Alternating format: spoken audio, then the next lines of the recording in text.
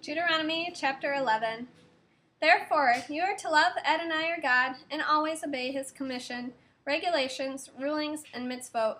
Today it is you I am addressing, not your children, who haven't known or experienced the discipline of Adonai your God, his greatness, his strong hand, his outstretched arm, his signs and his actions, which he did in Egypt to Pharaoh the king of Egypt and to his entire community. They didn't experience what he did to Egypt's army, horses, and chariots, how Adonai overwhelmed them with the water of the Sea of Suf as they were pursuing you, so that they remain destroyed to this day.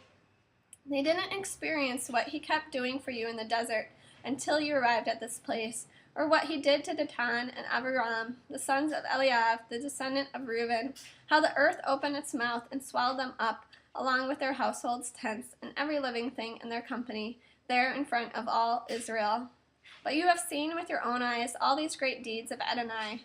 Therefore, you are to keep every mitzvah I am giving you today, so that you will be strong enough to go in and take possession of the land you are crossing over to conquer, and so that you will live long in the land Adonai swore to give to your ancestors and their descendants, a land flowing with milk and honey. For the land you are entering, in order to take possession of it, isn't like the land of Egypt. There you would sow your seed and had to use your feet to operate its irrigation system, as in a vegetable garden. But the land you are crossing over to take possession of is a land of hills and valleys, which soaks up water when rain falls from the sky. It is a land Adonai your God cares for. The eyes of Adonai your God are always on it, from the beginning of the year to the end of the year. So if you listen carefully to my mitzvot, which I am giving you today, to love Adonai your God and serve him with all your heart and all your being, then says Adonai, I will give your land its rain at its right seasons, including the early fall rains and the late spring rains, so that you can gather in your wheat, new wine, and olive oil. And I will give your fields grass for your livestock, with the result that you will eat and be satisfied. But be careful not to let yourselves be seduced, so that you turn aside, serving other gods and worshiping them. If you do, the anger of Adonai will blaze up against you. He will shut up the sky so that there will be no rain. The ground will not yield its produce, and you will quickly pass away from the good land Adonai is giving you. Therefore, you are to store up these words of mine in your heart and in all your being. Tie them on your hand as a sign. Put them in the front of a headband around your forehead. Teach them carefully to your children, talking about them when you sit at home, when you are traveling on the road, when you lie down, and when you get up.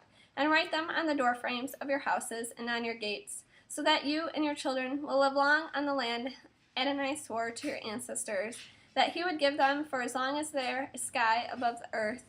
For if you will take care to obey all these mitzvot I am giving you, to do them, to love Adonai your God, to follow all his ways, and to cling to him, then Adonai will expel all these nations ahead of you, and you will dispossess nations bigger and stronger than you are.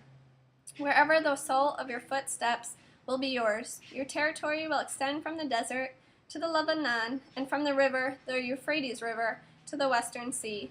No one will be able to withstand you. Adonai your God will place the fear and dread of you on all the lands you step on, as he told you. See, I am setting before you today a blessing and a curse. The blessing if you listen to the mitzvot of Adonai your God that I am giving you today, and the curse if you don't listen to the mitzvot of Adonai your God, but turn aside from the way I am ordering you today, and follow other gods that you have not known. When Adonai your God brings you into the land you are entering in order to take possession of it, you are to put the blessing on Mount Gerizim and the curse on Mount Ebal. Both are west of the Jordan, in the direction of the sunset, in the land of the Canaanite, living in the Arva, across from Gilgal, near the pistachio trees of Moreh. For you are to cross the Jordan to enter and take possession of the land Adonai your God is giving you. You are to own it and live in it, and you are to take care to follow all the laws and rulings I am setting before you today.